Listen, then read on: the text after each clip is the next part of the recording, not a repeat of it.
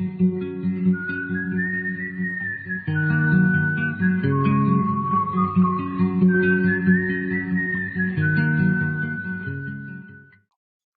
everybody. Today we're debating the resurrection, and we are starting right now with Steve's opening statement. Thanks for being with us, Steve. The floor is all yours. All right. Well, thanks for having me, and thanks for to my opponent Mark for agreeing to be part of this too. By the way, this we first discussed this about a week or so ago, where there's been some changes both in who I would be debating and what subject. But we decided we're going to be talking about, did Jesus rise from the dead? That's the proposition, and my position is the affirmative. So that's why I'm going first to tell you what it is I do believe. And what I do believe is the Christian doctrine that Jesus, after he died and was buried, came back to life again and was seen by a number of people prior to his ascension into heaven. This is, of course, what Christians have always claimed. And in fact, it is not an esoteric claim. It's basically a claim about an allegedly historical fact. So it can be investigated as any alleged historical fact can be. If we were talking about something esoteric, something something that was untestable, I don't know that I'd even be interested in debating the point, but I am interested in at least presenting the reasons for believing that this historically happened. Now, I see the discussion of the resurrection of Jesus and the debate about it as a debate about the origins of Christianity and explain certain things that are here now, things that really exist. Christianity being one of them. Christianity is a world religion. There are others. Approximately a third of the world's population profess to believe in Christianity. That doesn't make it true. In fact, it could be as false as the other religions, I believe, are. But the thing is, it exists. And when we ask, okay, why are there, 2.5 billion people or more who think something is true, we actually have to say we have to trace that back to something, have to trace it back to some origins. And the Christian view is that it originated with Jesus coming to earth, living, dying, and rising again, and with his followers declaring those things to be true and successfully convincing very many people that it was true somehow. And so the resurrection of Jesus really doesn't just hang in midair. It's part of an explanation of the origin of something like the religion of Christianity. And there's other things that have whose origin should be explained as well. I mean, these are things that don't prove Christianity to be true, but they are things that exist and which the resurrection of Jesus provides one explanation of why they exist.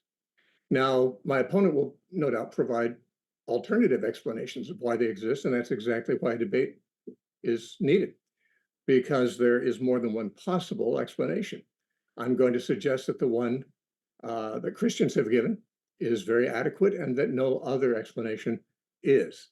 What are the other things of any other case where universal historical testimony all is lies? We can be open to that, but we have to explain why there is this testimony. In other words, what's the origin of this testimony? I would say the resurrection of Christ was the origin of it. Another thing that we have to explain is there's a report that no one has ever denied, that is no historical scholar has ever denied, that when Jesus was buried, it was not long after that that his tomb was found empty. This fact, and it's empty to this day, no one has ever found a body in any tomb that was to be identified with Jesus. In fact, within days after his death, nobody could find a body in the tomb, even though the location of the tomb was known and visited by people afterwards. The fact that the tomb is empty, I think, requires some kind of explanation, and I think the resurrection of Christ fits the pattern best. A fourth thing is that there are multiple written documents. I'm thinking of the Gospels and some of the epistles in the New Testament that claim that witnesses saw Jesus resurrected from the dead. They didn't see it happen. They saw him afterward, that they had interaction with him. They touched him, they ate with him, they conversed with him. And that these written documents and these traditions stem from essentially, roughly, contemporary with the events they're talking about. So the fact that there are these things means one or another explanation should be provided. it is my view that the resurrection of Christ is the best explanation for those things. There are also many credible traditions, ancient traditions, about who those witnesses were who wrote the Gospels, about their lives, and about their deaths. And those reports, there's never been any evidence against those reports, and they're fairly universally held among those in the early stages of the development of Christianity. Those traditions could be false. Obviously, any traditions could be, but they exist and need to be explained. Why do they exist? Why would such traditions arise if they weren't true? Explanation. But to me, the best explanation for them is they are true, and that it's because Jesus did rise from the dead. I'd also point out that there exists no evidence of the unreliability of these witnesses. That is, someone might say they don't believe these witnesses, and that anyone's at liberty to take that position, but no one has ever provided any evidence that they didn't exist, they weren't who they said they were, or they weren't who the tradition says they are, or that anything they wrote was incorrect. There is no evidence to debunk any of them. And I guess we could say, as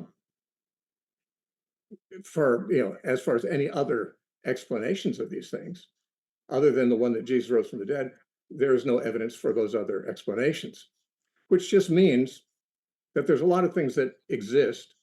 Things that exist are best explained by one or another theory.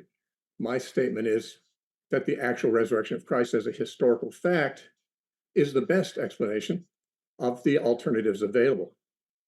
Now, I would assume that Mark would regard himself as a skeptic about this. But he's not the only skeptic. I'm a skeptic too.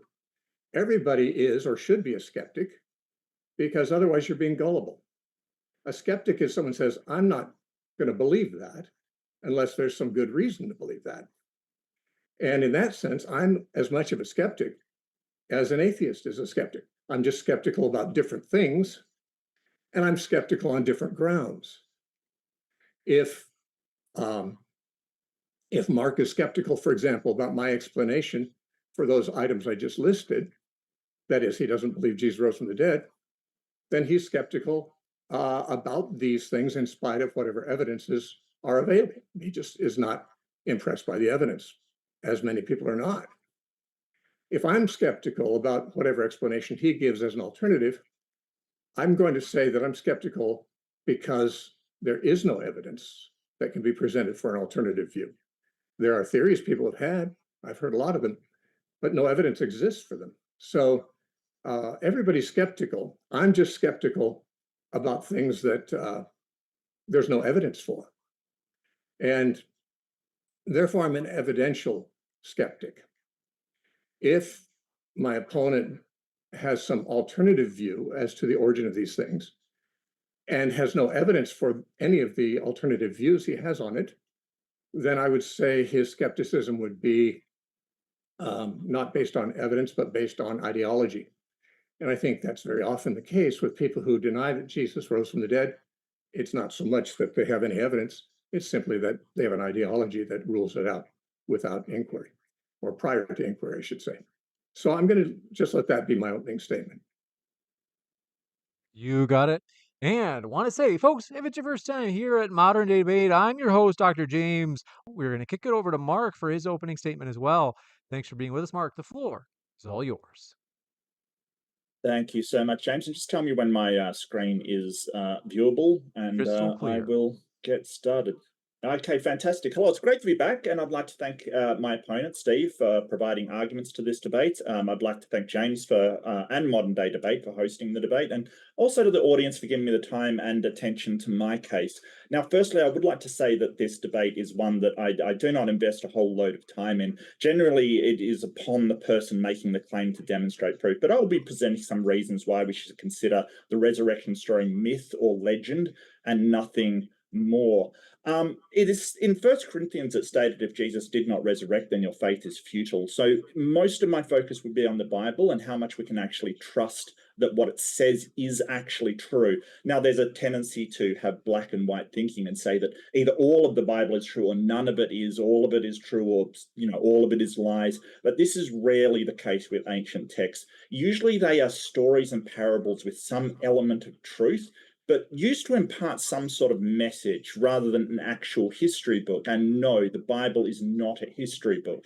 It does contain history, but it is the documents of a religion interested in promoting itself and preserving the ideas and beliefs of the people who wrote it, rather than the impartial recording of events as history books do today. So supernatural claims, altered documents, mythology, other fanciful tales, these are just the areas I'll be focusing on of why the Bible is not a reliable text for the recording of the history of the region and the presumed resurrection of Jesus Christ.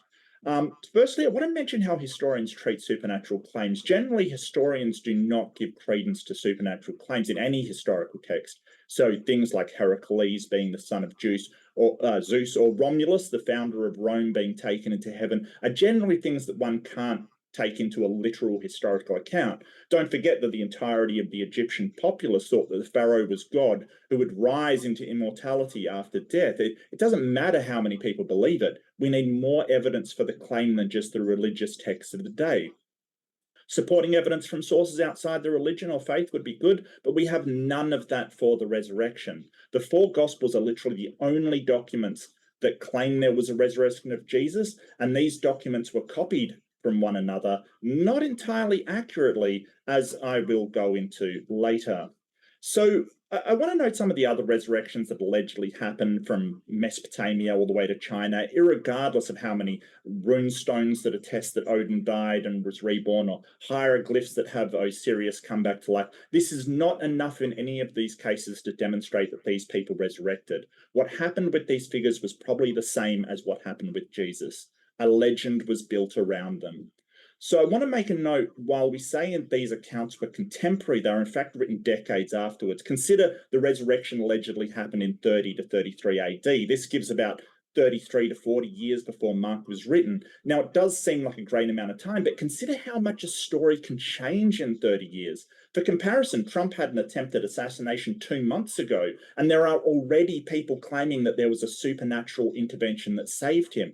This is in the modern era, even when the event itself was recorded. Imagine how a story about a beloved leader could change in 30 years, back in a time when there was no TV or recordings, just word of mouth and oral history that were recorded by Matthew, Mark, Luke, and John. Or were they?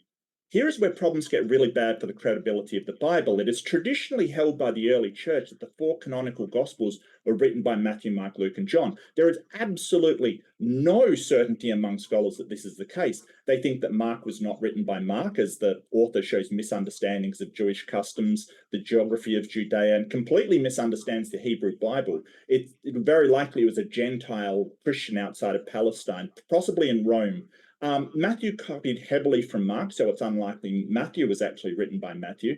That being said, there's nothing to suggest that Luke and John were actually written by Luke and John. This brings into question the validity of what can only be charitably called eyewitnesses. If these books were not written by the disciples that were attributed to them, then they are not eyewitness accounts at all. So it's important to note that there are much more contradictions that are highlighted wrong with the gospel story. In fact, the gospels cannot even agree on the date of the crucifixion. John says it was the day before Passover. The others say it was the day after Passover. There's contradictions on who found the tomb, whether the tomb was open when they arrived, whether an angel was there. In one gospel, Matthew, the angel actually rolled the boulder away when the women arrived. In one story, the women were so afraid they were told no one about the empty tomb, while in another they were afraid, but so filled with joy, they rushed out to tell the apostles, and there's much more. In Matthew, the empty tomb is found, and the angel tells the disciples that Jesus will meet them in Galilee. However, in Luke, Jesus appears to the disciples and says, "Stay in the city until you are clothed with power from on high." So what happened? Did they go to meet Jesus on a mount in Galilee, or did they stay in Jerusalem as commanded? That thing is also very odd about the story in Matthew, that of the guards. Matthew's the only only gospel that claims guards were posted. And the claim in Matthew that an unspecified amount of guards reported the absent body to the head priest, as the story goes, and angels scared them and they reported it to the Pharisees and chief priests, who bribed the guards to make up a story that the body was stolen. This is a massive problem, as the author wouldn't have any knowledge of this secret conversation. How did the author know that the chief priests had this conversation with the guards? They wouldn't have. And as Richard Carrier has pointed out, it looks like a intervention trying to explain away a possible problem with the story ahead of time. So one of the things that most Christians don't know about is the long ending of Mark. These are passages 9 to 10 of the Gospel of Mark that scholars date to about, Mark 16, I should say, that date to about the early 2nd century, only appearing in texts after this point. The damning evidence for the long end of Mark is a change of tense. Earlier in verse 6, it says, he has been risen, when compared to verse 9, when it says, he rose. This shows that someone added these passages to the text. Most notably, these are the passages about handling snakes and drinking poison, as well as the laying on of hands of sick people. As scholars like Bart Ehrman have noted, we don't have any original text for the Bible. So how do we know what other passages has been added by the early church? We don't. If the people altered the text and more skillful in their deception, there may be some passages that were never in the originals that we don't know. This is a nail in the coffin of the Bible's credibility, because if we did not find the manuscripts omitting the long ending of Mark, the earlier than the ones that had the long ending in, we would likely never know about this forgery in the Bible. So that brings me to the favorite passage about the resurrection, the zombie apocalypse. So we can see here from Matthew, who claims there was an earthquake, saints rose from their graves and went around Jerusalem. So it's not really a question of whether Jesus rose from the dead, and rather a question of whether Jesus and the horde of saints rose from the dead. No other gospel mentions this, nor does it seem to be recorded by anyone, including Roman historians in the area. It seems to be this episode of Walking Dead that broke out in the area of Judea circa 0 AD, and apparently seen by many went completely unremarked upon. This is an obvious story, a legend, a myth that's grown out of oral tradition. However, it is quite likely that the entire resurrection was a legend grown on oral traditions, a claimed empty tomb with no corroboration stated as a matter of faith by the earliest Christians who thought the world was coming to an end upon the death of their leader. So I want to leave you with this thought. If Trump's assassination attempt had stories of angels and miracles occurring to the modern era a couple of months after the event, what do you think would happen in ancient Judea after 30 plus years by a people that already believed that Jesus would return and were prone to superstition, already believing in the supernatural? It is not a stretch to think that the legend grew over time, making itself into their stories and tales, and finally being written down in an account that did not actually happen. Historians do have a word for these kind of things. It's mythology. Thank you. Thank you very All much right. for that opening, Mark. We're going to kick it into the open dialogue. With that, thank you very much, gentlemen. The floor is all yours for that open dialogue. Let me just say this briefly, and then we can talk about the individual things. All the things that Mark mentioned are things that an evangelical Christian has no difficulty addressing. In fact, I have addressed them at my website. It's thenarrowpath.com. The problem is finding them, because there's over 1,500 lectures there. They're all free, and you can listen to them. And if some of them are verse by verse, so you can go to the passages that are relevant to this, and my explanations are there.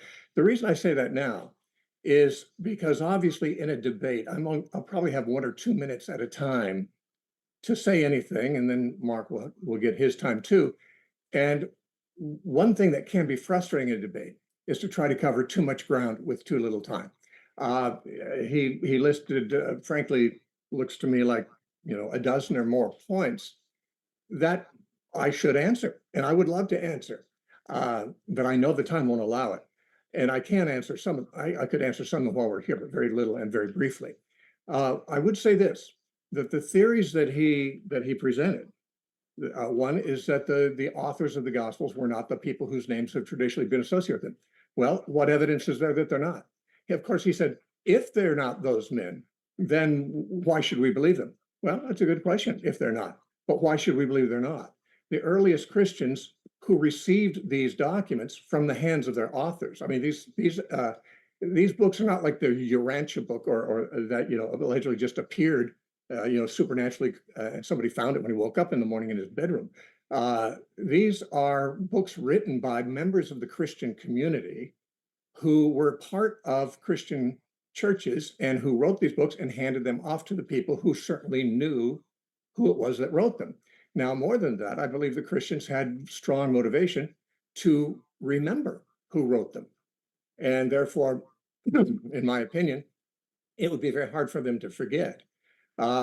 Within a century of their being written, people like Tatian and Irenaeus knew very well who wrote those books, and they said that was universally understood by Christians throughout the world.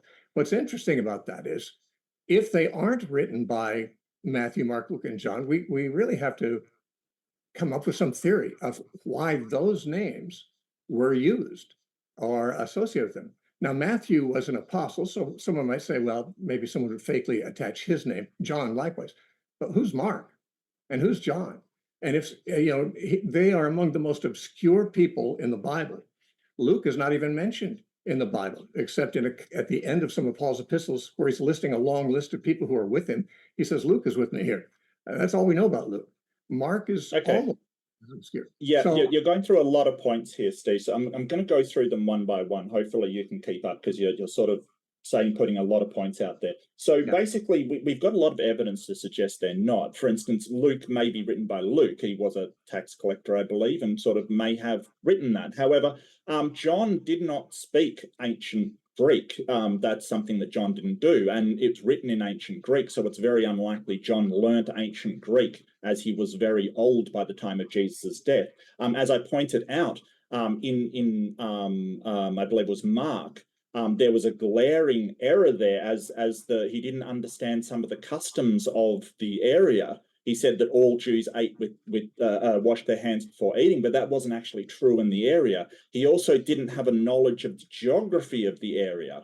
It is very likely he wasn't from Judea at all. So that couldn't possibly be Mark, and I outlined that in my presentation. We can go through a bit of that if you do want to. Now, written, what if they are not? Well, it all stems to the credibility of the Bible, because you're basically saying, hey, we should trust these people as witnesses. But what if they weren't witnesses? I think that's very important. I think that absolutely destroys the whole context of the Bible, that it was written by people in a religion with a motivation to make this religion surge and get greater and be appreciated. And you're sort of saying, hey, it was written by the members of that Christian community kind of thing, or it was given to the members of that Christian community. Was it? We don't know. That's the whole point. We don't just assume that these things are true. And I'm sort of saying, hey, we know at least one case where it wasn't written by Mark.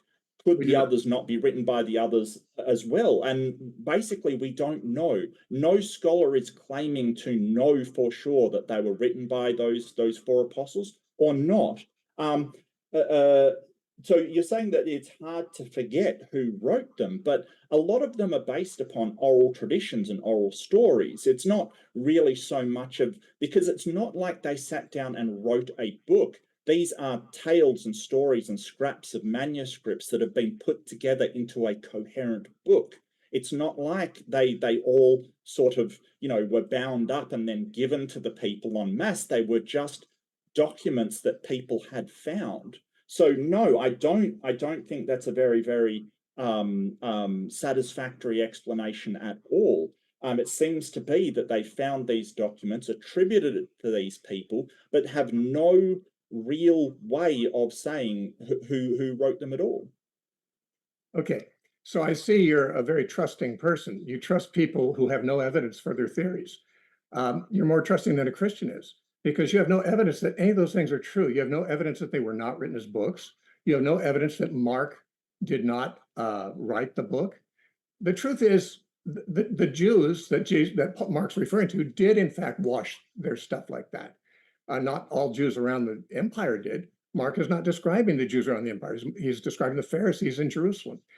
He is not mistaken about geography. There are book-length treatments of all the things you've said, written by people who are believers, who actually present data you're not presenting data, you're presenting claims.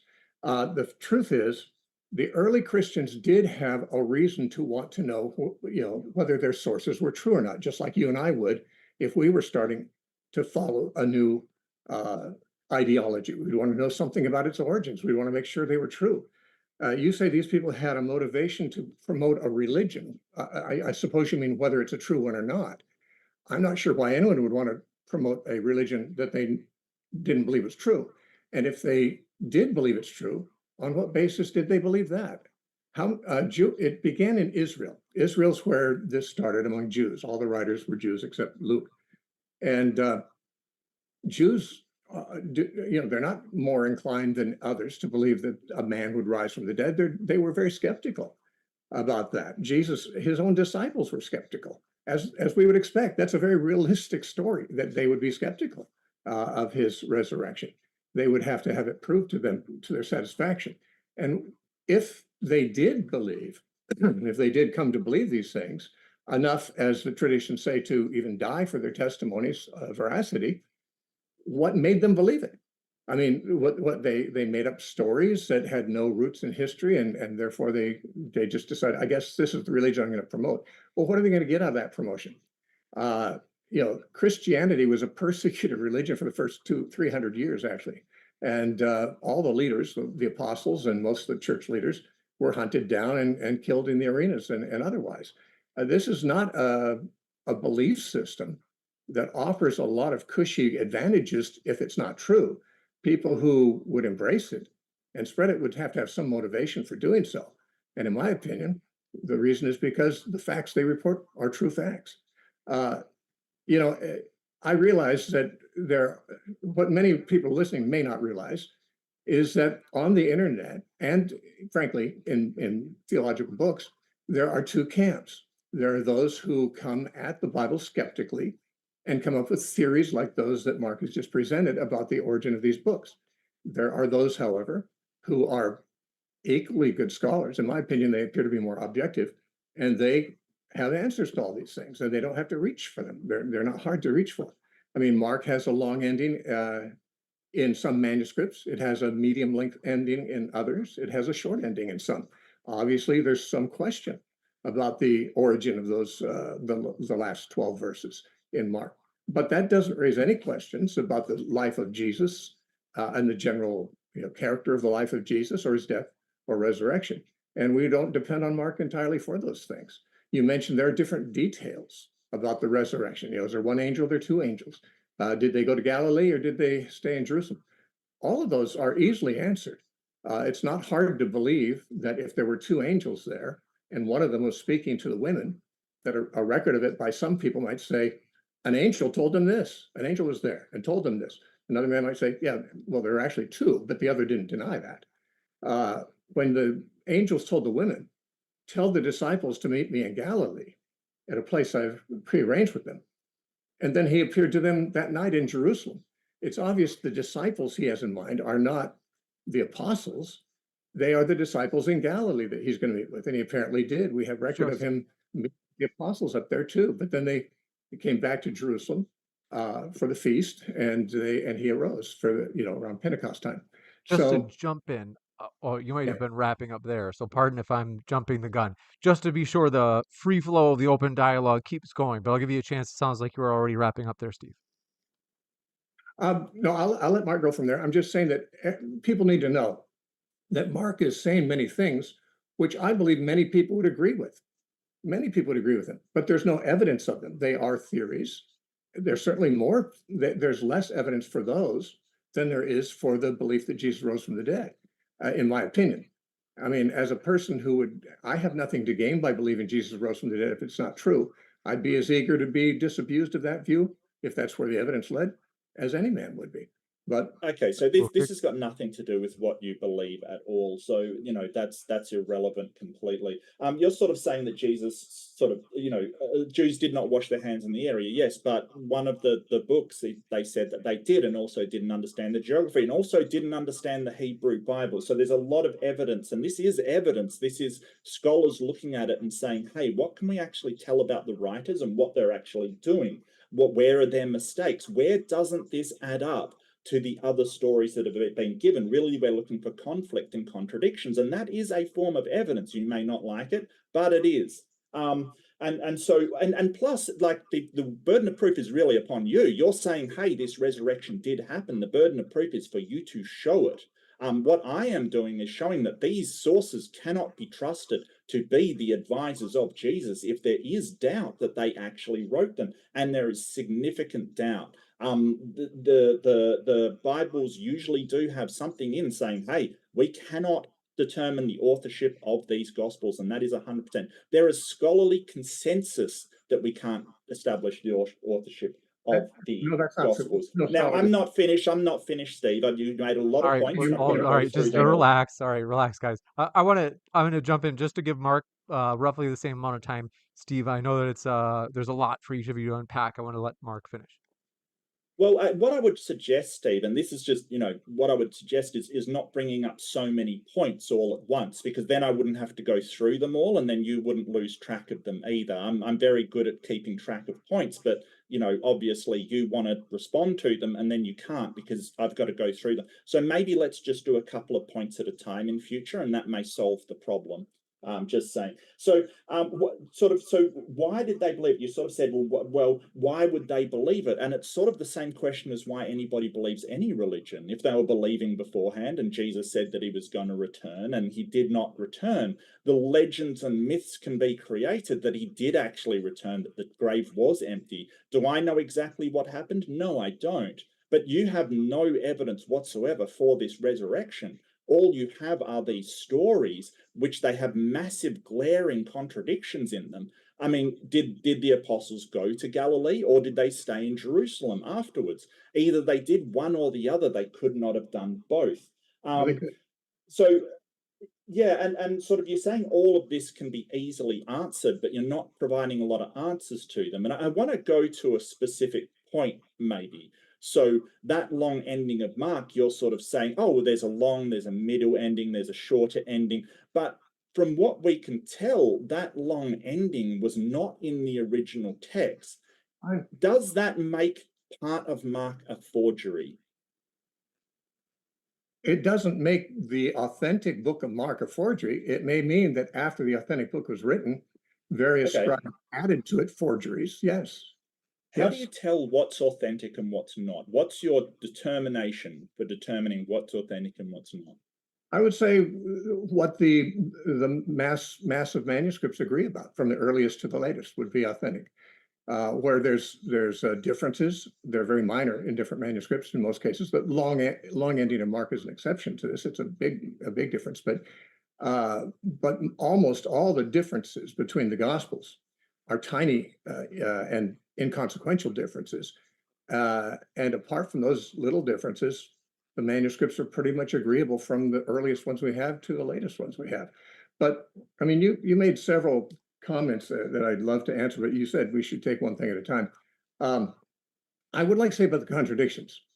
When you hear two different stories about two different accounts of the same story, and they don't contain the same information, if you are already a hostile judge of the witnesses, you can say, "Oh, that's a contradiction, obviously."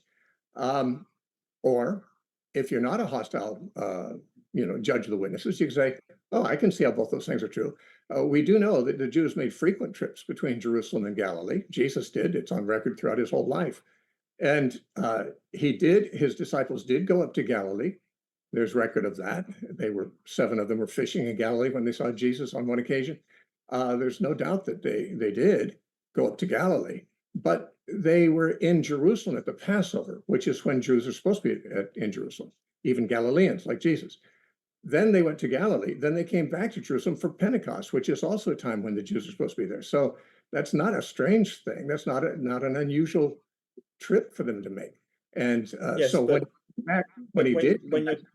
when you're talking contradictions, if you have like you're saying a judge talking to two people, yeah, one says, hey, this event happened on this day, and another one says, hey, this happened on a different day altogether, and it's like a really important event. Like at that point, You can't really trust either of them. The better thing to do is we go out and find out what actually happened, because there is no real way that you're going to know who's actually right. Or maybe both of them are wrong. Maybe it happened on a third day and both of them are wrong about the day that it happened. This is the whole point. Because of the contradictions, we don't know which story is actually true, if either. And that just hammers the credibility of the Bible. It's a holy book full of myth. It's not a history book. That's your faith statement. You have no proof of that. It's not faith. What is? It's you believe it without evidence. No. A history book is... You do not know that it's myth. And you did not give an example of two witnesses saying different things happen on the same day differently. Give me an example of that kind of a contradiction you just described in the Bible. I believe it was John said that it happened before Passover, the day before the Passover, and all the other accounts say it happened after Passover, the day after Passover. Passover. What happened, Jesus took the Last Supper at Passover, but he was crucified the next day. Now, John tells us that when Jesus was on trial, the Jews did not want to go into Pilate's house and be defiled because they wanted to keep the Passover. This apparently is where you're getting the idea that John is saying they hadn't kept the Passover yet. The fact is the Passover is a week-long festival, the week of unleavened bread, and they wanted to keep the Passover. As they didn't want to, in the midst of that week, be disqualified from continuing it. So that keeping the Passover is a week-long thing. It was the Paschal meal that all three synoptic gospels tell us they had the Last Supper, the Paschal meal the night before Jesus was crucified. Mm-hmm. Passover continued for 7 more days after that. Yes, but John said that Passover had gone before, like it happened on the day after Passover. That's what was recorded. No, you don't understand. Passover is a single day followed by 7 days. The whole week is called Passover. It was the first day of that week that they had the Last Supper. The rest of the week, the Jews were keeping the Passover also, and they didn't want to become defiled the second day into it, so that they couldn't keep keeping it. That's what it says. Now, it doesn't say that Jesus was. That sounds like apologetics to me. It sounds sort of like you're just trying to fit it into the narrative kind of thing. That's a very subjective judgment, and everything you say strikes me as atheist apologetics. So that's what we do. We present evidence. I'm presenting evidence. You're presenting theories. Now, the truth is, what I just said. No, you're not presenting evidence, Steve. You're not presenting evidence. You're just presenting claims. Whether that claim is within a sort of Iron Age book or speaking it directly, it's still just a claim. Where's your actual evidence that the resurrection happened? Evidence, that which is seen. All right. Where is it? In a court of law, mm-hmm. Testimony is considered evidence. It may not be compelling evidence, but that's what evidence is. It's if somebody says, I was there, I saw this, well, that's part of the evidence of the case. It may be evidence that you reject, but it's not really. It's not evidence. Okay. Can I walk into a court and give them a book of what people said they saw, and would the court accept that? No, but if no, absolutely they wouldn't. They would not at all. The reason why it is just basically what you're describing is essentially hearsay. You don't have any actual evidence for the resurrection. All you have are a bunch of stories written in a book, and sort of this like you asked for contradictions. I brought up one. You sort of made this excuse that, oh, well, Passover can last a week. So no, they were talking about the Passover feast. You were wrong. John said, I didn't make an excuse. Okay. Well, okay. I don't know how familiar you are with the Bible. How I'm just curious because you're making statements. I'm pretty familiar, actually. It sounds like you're the one with secondhand knowledge. Have you studied the Gospels carefully? Well, when Mary got to the tomb, was the tomb shut or open? The tomb was open, as all Gospels tell us. Did an angel roll the boulder away from the tomb? Yes, before anyone got there. Before anyone got there. That's what all the Gospels tell us, yeah. So Matthew says that the stone was rolled away by an angel, and the women witnessed that happen. No, they didn't witness it happen. I said it happened before they got there. They weren't there when it happened. They got there and it was over. Maybe we should look at the verse then on Matthew. Help yourself. Yeah, sure. While we do that, maybe you can address the while we're on Matthew, maybe you can address um, the people, the saints rising from the dead. Do you want Zombie to address that? Yeah, right. Yeah, that's Yes, not yeah. a problem. That's not a problem to me. The Bible teaches that during Jesus' lifetime, he raised a number of dead people to life, and that when he rose from the dead himself, a number of others came to life as a result. Now, you suggested hordes of them. There's no suggestion of hordes. It says many. Now, how many would there have to be an amazingly a large number of people walking out of their graves? I'd say 5 or 6 would be an amazing amount. I'd say, frankly, 3 would be an amazing amount, but it's probably more than that if they say many. What if it's 10? Okay, what's the problem with that? I have no problem with that any more than the raising of Lazarus or Jairus's daughter. And none of the other gospels recorded this. None of the other gospels recorded Lazarus rising except John. There's many stories about Jesus that are only found in one gospel, and the reason is it's as John said. John said many other things, wonders happened that cannot be recorded in this book because there were too many to record in any book. And so we have a number of stories for which we have 2 or 3 or even 4 witnesses, and many stories in all the gospels for which there's only that witness. Yeah. Well, I think that somebody in Rome, like some of the historians in the area at the time, would have noticed, or people would have told them about, a bunch of guys rising from the dead. But I just want to read Matthew 28. Sorry. At the Sabbath, at the dawn of the first day of the week, Mary Magdalene and the other Mary went to look at the tomb. There was a violent earthquake, for an angel of the Lord came down from heaven and, going to the tomb, rolled back the stone and sat on it. Right. And they came and saw that. They came and saw the angels. Yes, so, well, it says that they went to look at the tomb, and then there was an earthquake, and an angel came down and rolled back the stone and sat on it. Actually, it doesn't say that those follow in that order. It just mentions both things happened. Really? Yep. Yeah. You So, are. so who is writing it to say this happened? Who's writing it? Because it's written in the way that an observer would observe those events happening. So you would presume that they're writing what the women saw, but you're saying they're not. They're not writing what the women saw at all. So whose testimony are we getting here? Who's it coming from? Out there and found 2 angels actually sitting on the stone, and the No, stone. not in Matthew. Pardon? Not in Matthew. No, not in Matthew, but we have that information from other sources. We have more than one source of every historical account we know anything about. And we have 4 historical sources about this. And as you combine them, you find that the women got there and they found that the stone had been rolled away and there were 2 angels there. Now, I think that they wouldn't have to watch it rolled out of the way for them to deduce, oh, I get it. These angels moved the stone. They weren't sure who could do it. When they were on their way there, they were talking among themselves. Who's going to? How do you know that? How do you know that? It's recorded that they said that. Yeah. It's recorded that they said that. Yes. Yeah. Okay. So you've got an incident here of basically the women going down, the angel rolls a stone away. And you're sort of saying, hey, they just made it up and assumed that the angel did it. That's what you're saying. They saw the evidence of it right there before their eyes. Okay, so why did the others not record that evidence? Well, you say they didn't? Yeah. I think you'll find that there are other recordings in the Gospels of the angel moving the stone. So I mean, I don't know why you're saying they didn't, but which passage is it? Pardon? Which passage has the angels moving the stone and the other parts of the text? I didn't actually bring a Bible to this debate because I wasn't planning to debate the Bible, but I will say this, that.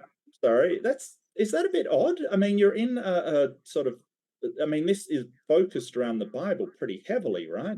No, it's actually focused on the evidence for the resurrection, which includes the Bible. And what other evidence is there? What other evidence is there? Well, there's the church fathers, the traditions of the church fathers. There is, again, I said the very fact that Christianity took off at all deserves some explanation. And the fact that Jesus rose from the dead provides the best one, because, at least to me, it does. because there's no better explanation out there of where Christianity arose from. Okay, so here's the thing. Even though church fathers may have believed it, that isn't evidence. You can't go into court and say, hey, well, the people who were around at the time believed this person did it. So that's evidence. If they didn't see it and they didn't witness it, that doesn't really matter. Like you're sort of using this word evidence, but evidence is evident. It basically has to be able to be presented in some way. And you're basically saying, hey, a bunch of guys at the time believed it. Well, fantastic. But, a bunch of people around Muhammad believed everything he did. A bunch of people around the pharaohs believed they were gods. It doesn't matter what they believe. What matters is what you can present. And at the moment, all we've got is, hey, this book says a thing, and that's it. Yeah, and a bunch of people who read the sources you're quoting believe them too, without any evidence. You have given me many statements for which there's no evidence except you read it somewhere. Bart Ehrman or someone else said it, and you say, "Well, I'm going to present that as if that's reality." But he Well, wasn't there. yeah, I mean, there's a lot of scholars. Well, Bart Ehrman isn't saying it never happened. He's saying why we shouldn't trust the Bible because it has forgeries in it, because it has contradictions in it, because it has these problems with it that we shouldn't treat it like a history book because it's not a history book. It's a religious text.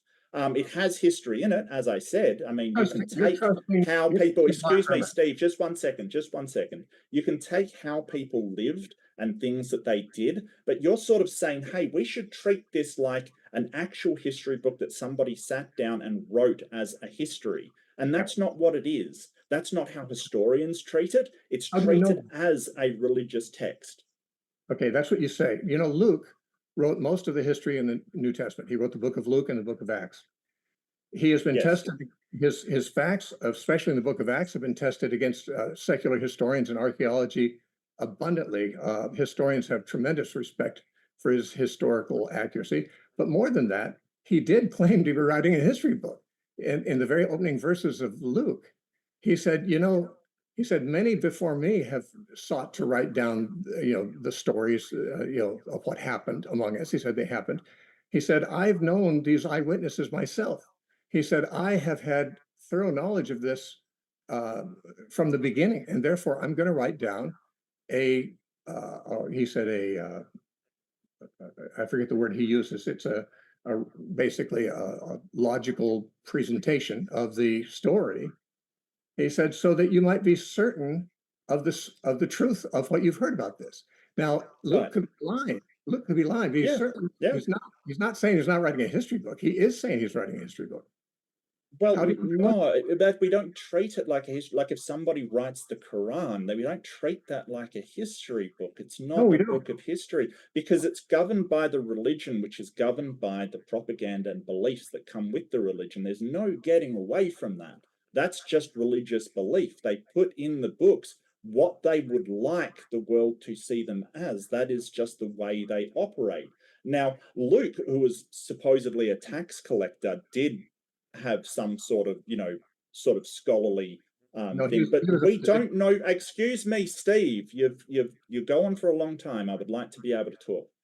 Now, we don't even know for sure that Luke wrote Luke. That's just a matter of faith by you. You're just saying, well, I take it on faith that the church fathers were right when they say it's Luke. We don't know how long after the supposed resurrection was Luke written. Well, you asked a question as if you're interested in the answer. I can give you, in fact, I have an hour-long lecture answering those questions, how we know that, at my website, which you can listen to. You won't give me an hour to talk about right now, or else I'd take it gladly. But I will say this. First of all, when I said Luke was a physician, I was just trying to correct you. You said he was a tax collector. He was a physician. That's not me refuting any point you're making, except just a point of fact. But so the point here is that you were saying that these books are not written as history. I said Luke said he was writing as history, and his story resembles very closely Mark and Matthew's story, which sounds like they had the same intention. So if you say they're not history, I'd like to hear the evidence that they're not. Well, it doesn't resemble it closely. I don't remember there being a zombie apocalypse in Luke. Maybe you could point that So out what? to me. There So wasn't what? in there. There's no Um, blessing of Lazarus in Luke either. So what? No, yeah, no, it's major events that you would expect somebody to write down. Like if you've got a historian and you have this event, you would hope that the historian document everything that happens during that time as much as possible. Now, an earthquake, saints rising from the dead, walking around, meeting people in Jerusalem, that is not just a significant event. That is something that absolutely a historian should be writing down. But somehow, even though this, according to you, happened, these saints rose up and they went and they spoke to people, and people were like, wow, it's dead people wandering around. Luke didn't record it. So even if he was trying to write a history book, the fact that he did not record a bunch of dead people coming back to life means that he failed abysmally. I mean, what kind of historian doesn't write a event of that significance? It's ludicrous. Okay, So that tells me right. it probably didn't happen, and neither did the other sort of fanciful stories in this book. I believe you asked a question, so I'd like to answer it if I could. What Sure. kind of what kind of historian does not record every major thing that happens over a period of 3 or 4 years? Every historian in the world. I mean, if you wanted to write a history of the deaths by COVID-19 over the past, say, 3 years, you probably would record a sampling of them, and you'd figure that people would understand that this is just a sampling. I can't tell you all of them. Now, every one of the gospel writers record Jesus raising people from the dead. They don't all mention Lazarus. Only John mentions that. They don't all mention these people who came out of the graves when Jesus rose, but they all mention others, Jairus's daughter, the son of the widow of Nain. Resurrections from the dead are included in all of them. But you say that a historian should write everything of significance that happened in a period. No historian has ever attempted to do that. What these historians were trying to do, as John tells us, he says there's many other miracles Jesus did, but I can't record them all for you. He said, I've recorded enough of them so that you can know that you have reason to believe. And that's exactly what these guys were doing. They were trying to include just enough evidence, enough stories of various kinds, not just resurrections from the dead, but many others, so that their readers Yeah. would say, here's why we believe in him. Okay, well, I mean, your analogy about sort of, COVID, the millions of deaths during COVID, I think that's a really bad analogy and it's a false analogy. And the reason why is because deaths happen every day, and there's millions of events happening in order to, document all of them. Yeah, I agree, that's an impossibility. But you're talking about people coming back to life, which doesn't happen every day. It's a very, very unusual event. And you're talking about 10, 11 events that people who were with Jesus at the time in the area completely missed. But Matthew, who was with him, managed to pick up on it. So it's not an analogy that actually works. It's more like, you live in a village of 1,000 people, nobody ever dies, and then 11 people die. Of course, a historian's going to write about it. It is an incredibly uncommon occurrence. And that is what people coming back from the dead is. Not that, I think anybody can come back from the dead. You haven't presented any kind of evidence that Jesus came back from the dead at all. Okay, you say the burden of proof is on me to prove that he did. Yes. I would say that in a court of law, if several people gave witness to an event, that it may not be proven by their testimony, but it would be seemingly the burden of evidence would be on those to say that they're lying, that you can't trust them, especially if they are not known to have ever lied. They're not known to be incompetent. What is it that makes you so sure that these stories are not true? Okay, so the what you've described, a court would never accept. So there's multiple burdens of proof on a court. It depends on what kind of court you're in. Like criminal court, it has to be beyond a reasonable doubt. So in that case, it would not even approach it. Just a few people saying, "Hey, this person threw a rock and broke something." No, we would not take that. We would need much more evidence in order to, prosecute somebody for a crime. If you have a civil court, it's sometimes preponderance of the evidence, where depending on the reliability and the credibility of the witnesses, you may overcome that burden. But your problem is you can't even show these were the witnesses. You've got documents written 30 something years after the fact with no guaranteed authorship of them, just claiming they're correct because somebody wrote them that we don't even know who it was. no, that wouldn't overcome anything in a court. It wouldn't even come close. So yeah, that's a pretty bad example you give. Now, Oh, why don't I believe them? Hang on a second. Why I don't believe them is because I'm not sure if you understand skepticism completely. So skepticism is only believing in things when a substantial amount of evidence has been given to warrant them.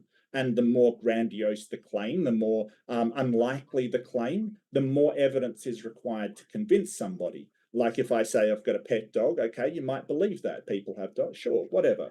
If I say I've got a pet dragon, you would need a lot more evidence. If I say I've got a pet angel, you would need a ton more evidence. Now, so when somebody says, "Hey, some itinerant preacher was crucified in Judea circa 0 AD," I'm like, cool, all right, yeah, probably.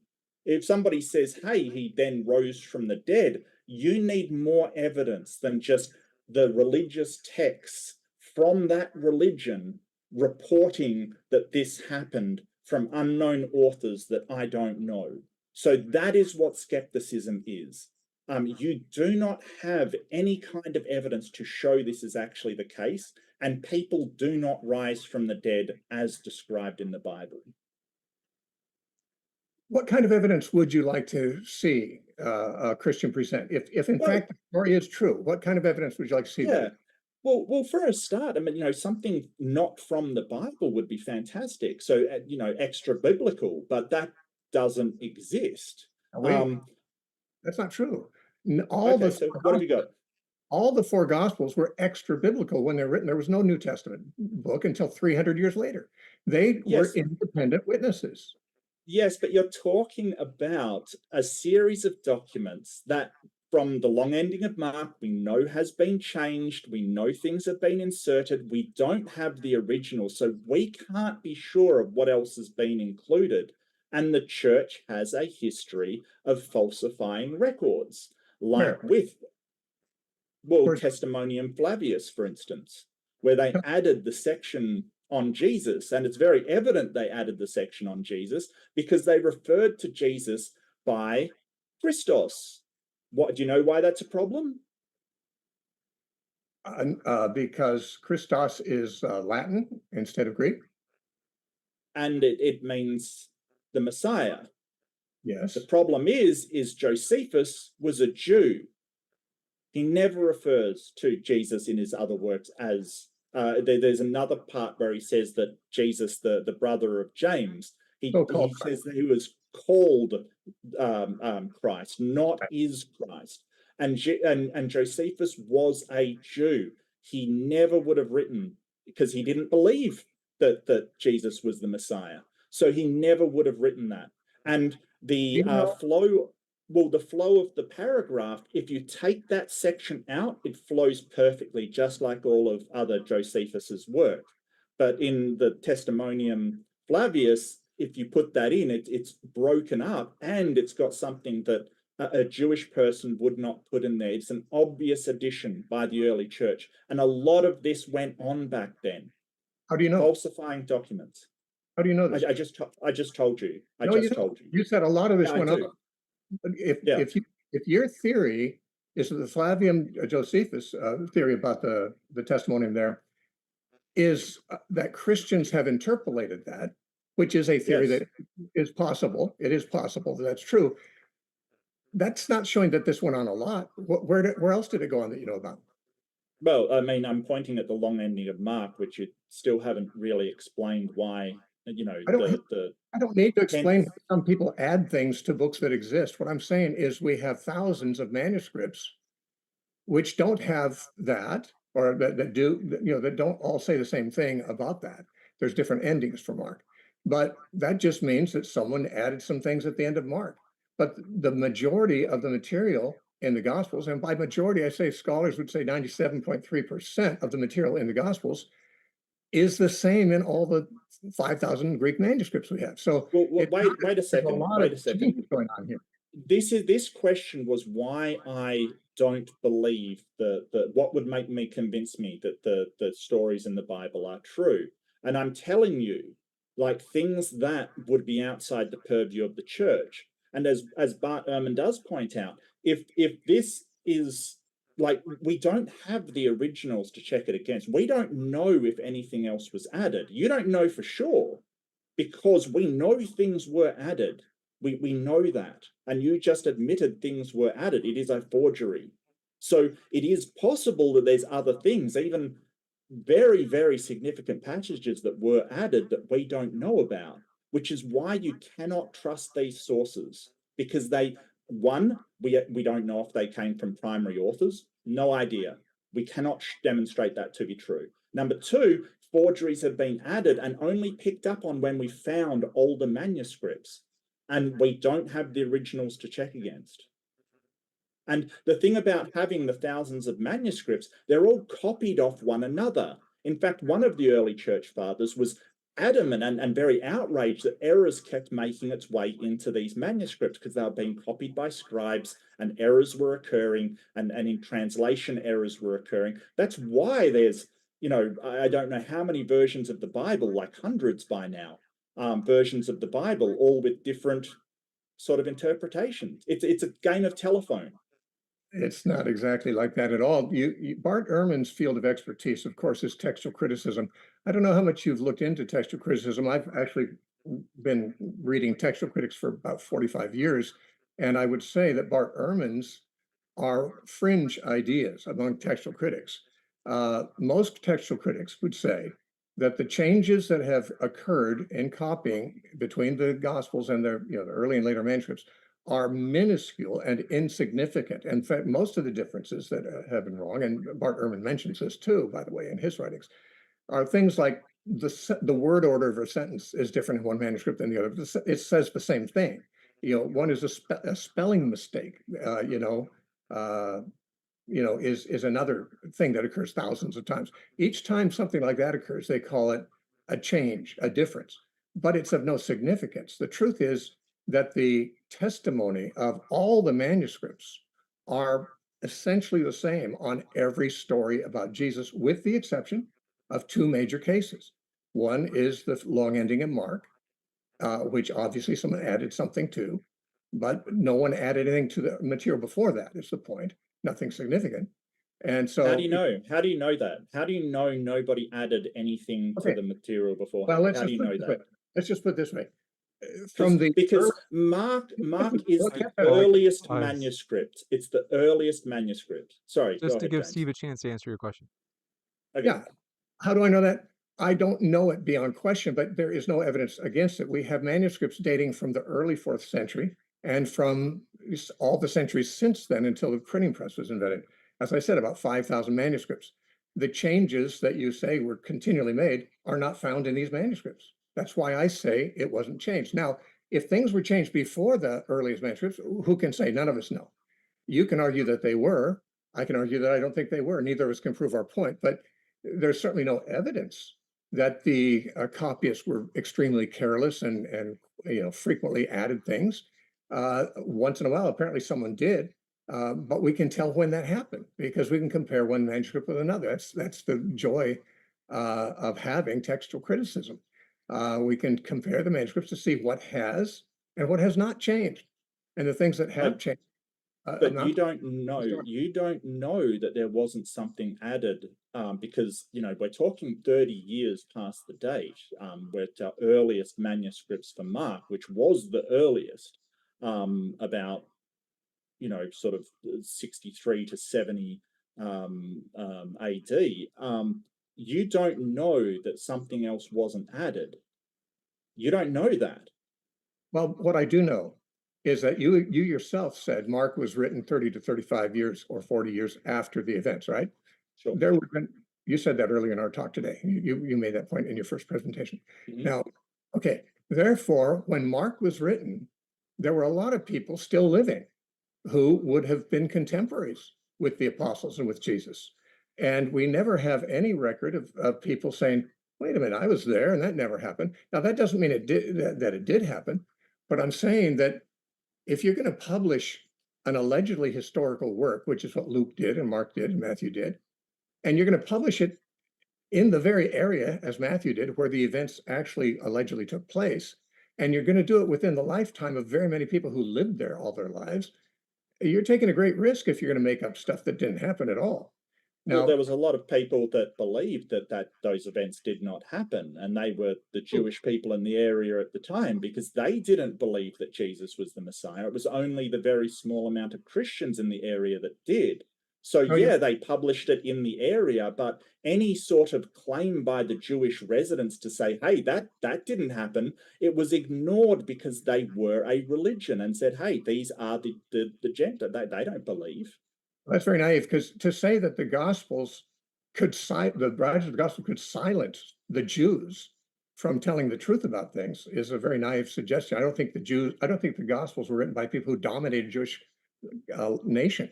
What I would say is this, that the Jews in the Talmud tell us that Jesus was crucified for doing magic. Okay. Now, this is seemingly a backhanded way of saying that some kind of supernatural things apparently did happen, and the Jews crucified him for doing them. Now, obviously, they described them as magic. In fact, interestingly, the Gospels tell us that the Pharisees accused Jesus of doing magic and working by the power of the devil. So, the Gospels actually are quite correct about what the Jews said about it. But the Jews did not deny that Jesus did these things. They simply did not want him to be the Messiah. They had a political interest in the matter, and therefore they simply wanted to discount these things as evidences. The Christians were the ones who didn't have any desire to discount them as evidences. Yeah, So, I but mean, you're sort of saying people, contemporaries, people in the area would have realized that the resurrection didn't happen. And I'm saying there was people in the area that denied the resurrection happened. It's basically you're saying, well, everybody, contemporaries in the area said it happened. Yeah, wait, everybody in Jesus's group, his religion, his following who followed that leader believed that it happened, and all the people outside believed that it didn't happen. right. So so the whole point that you're saying that, hey, if they published it, people would have had something to say about it. Yeah, people did have to say about it. It's just you discount them because they're not part of your religion, just Where are like their you discount anybody that isn't part of your religion that says, hey, we should not trust these books. You just discount wait a them. minute, wait. I don't discount everybody, but I would like to see what evidence they have for their position. Now, I don't know of anybody in the You've first given century. it. Wait, You've I don't given know it. anyone. The evidence All is right, just that to let Steve I have a finish sentence. too. I have a sentence. I'm mid-sentence right now. I don't know of anybody in the first century who wrote a book saying, no, Jesus didn't rise from the dead. Now, you're right. Many people then and now have never believed that Jesus rose from the dead. And I never said that many people, that everyone said he rose from the dead. I said that the Jews acknowledged that Jesus worked miracles. I wasn't talking about his resurrection. They acknowledged that he did things that were supernatural and that which they interpreted as magic. You were saying that people, if Jesus had done these things, people would have known it. Well, the Jews did know it. That's what I'm saying. They did know what he did. Now, why didn't they believe in the resurrection of the dead? Well, for a number of reasons. One of them is the same reason that they didn't accept his miracles as proof he's the Messiah. They didn't want to see him as the Messiah. They didn't have an alternative answer for what happened to his body that makes any sense.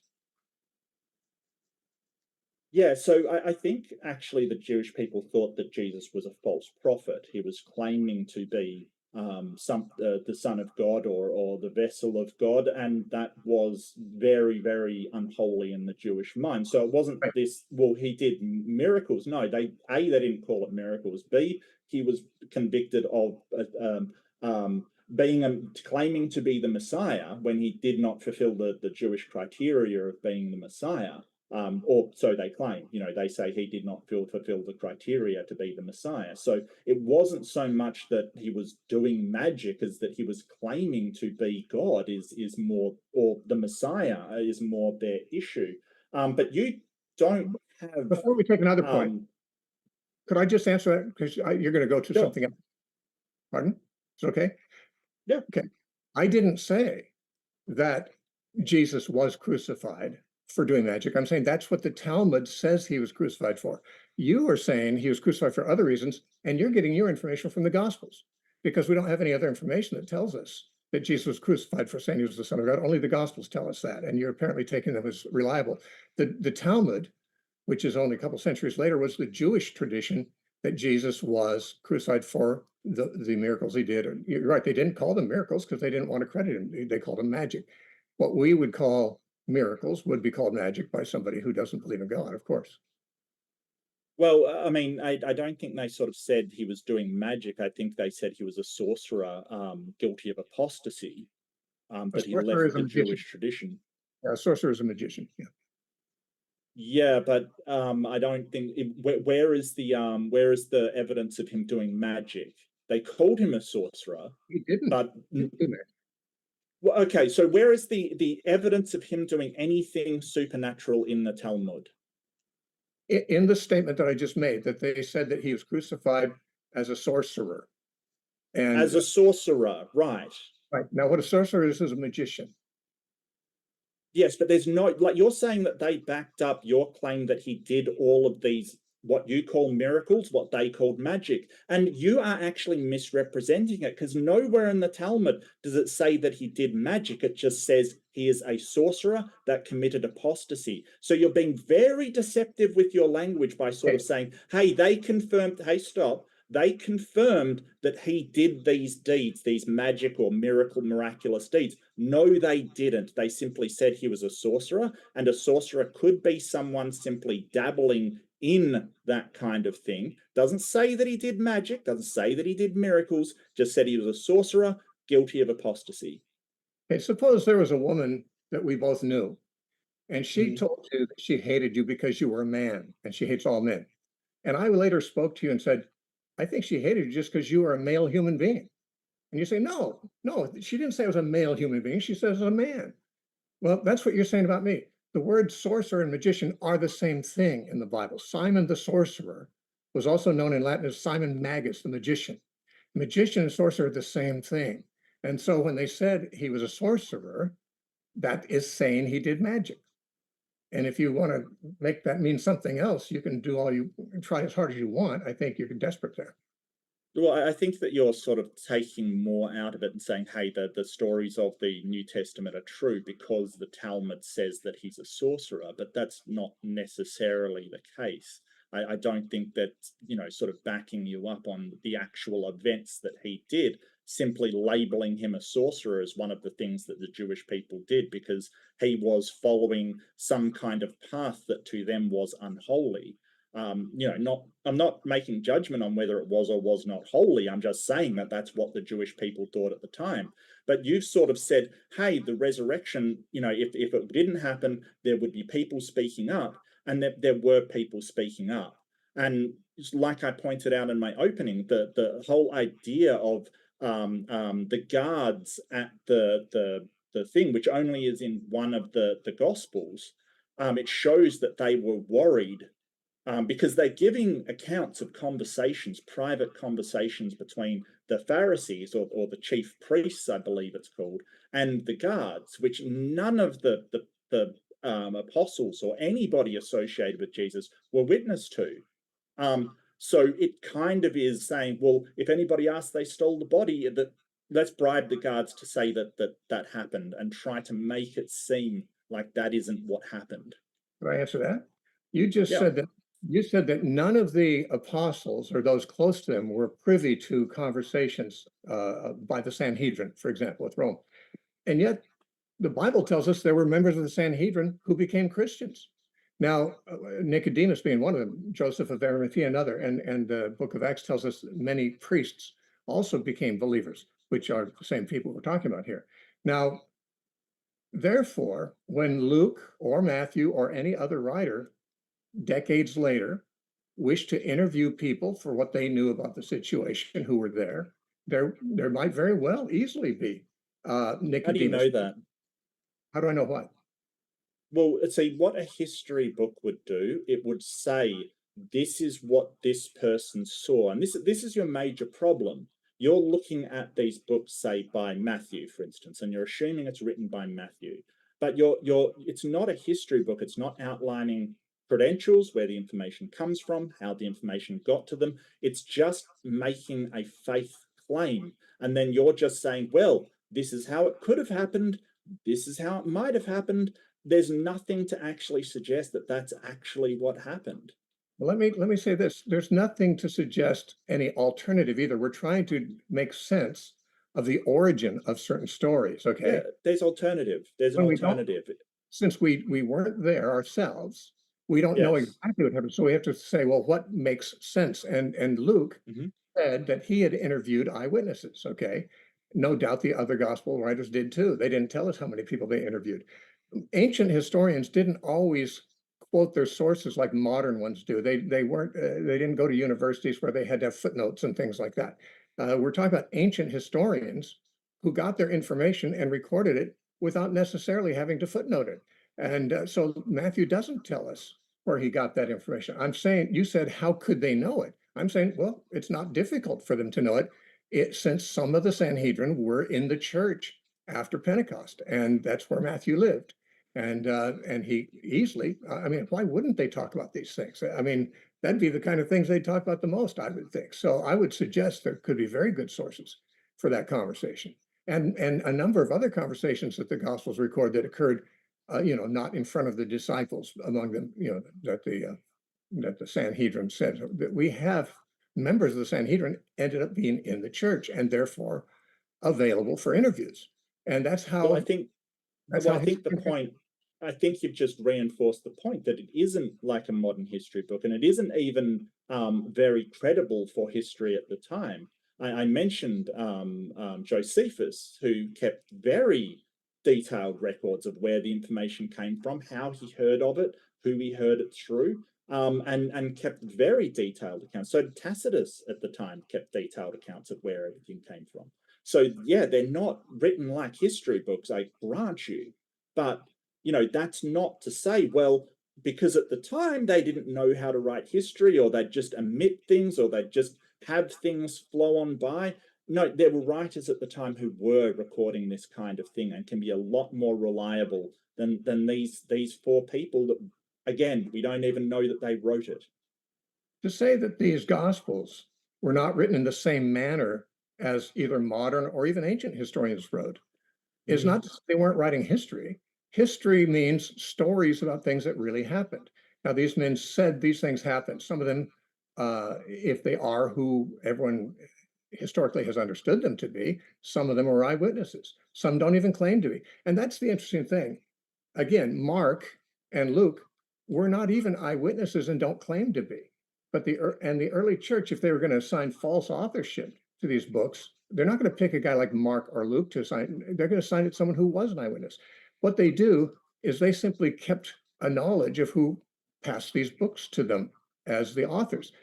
Now, of course, in my opinion, the church fathers would have kept track of many of the details, and we do, for example, have Papias at the end of the first century saying Matthew first wrote his book partially in Aramaic, and it was later translated into Greek.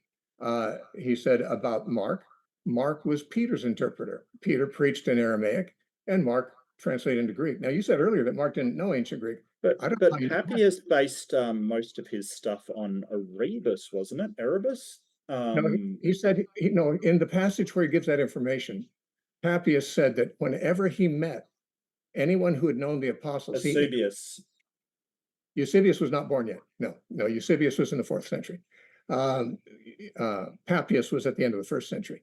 He was a generation after the apostles. And he said that he actually says, whenever I met anyone who had been with them, who knew them, I would ask them about things. I'd want to get it straight from their mouths. He said, I wasn't even interested in the ones who would say the most things, but those who had the most credibility and the most knowledge and the truer things.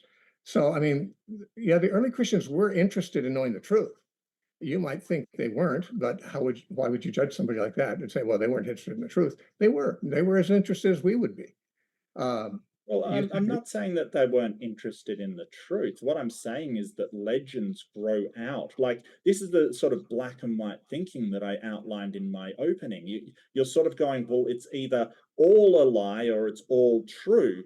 And what I'm saying is that people, when events happen, especially back in those times, and we see this a lot with myths and legend building, then an event will happen and people will talk about it. It'll get blown out of proportion. It'll get more and more fanciful as time goes on, and by the end of it, it becomes its own thing. I'm not saying that people intentionally went out to lie, but when you have the leader of a religious sect around that time, people are going to,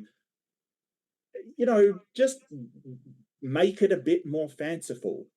Why? So I what do Truthfully? you mean why? Yeah, untruthfully, you mean? Well, do you think that Trump's assassination was stopped by an angel? No one can say because no one saw one. No one can say. Somebody wants to apply their own religious theory to Well, something that everyone saw. That's their business. I wouldn't trust their theory because there's no witnesses. no, and that's exactly what I'm saying. We shouldn't trust their theory. Thank you. They didn't. What they said is they didn't give us theories. They gave us a record of what Jesus said and did. They published that record in the same parts of the world, and at the same time that many contemporaries were living there who would have seen him and could have caught them in that. I'm saying that see Alexander the Great. Uh, there are records of Alexander the Great that say that he performed a bunch of miracles. The trouble Yeah. is, no such records appear until about 400 years after he died. You know why? Because it takes a long time for accurate historical memory to be displaced by myth.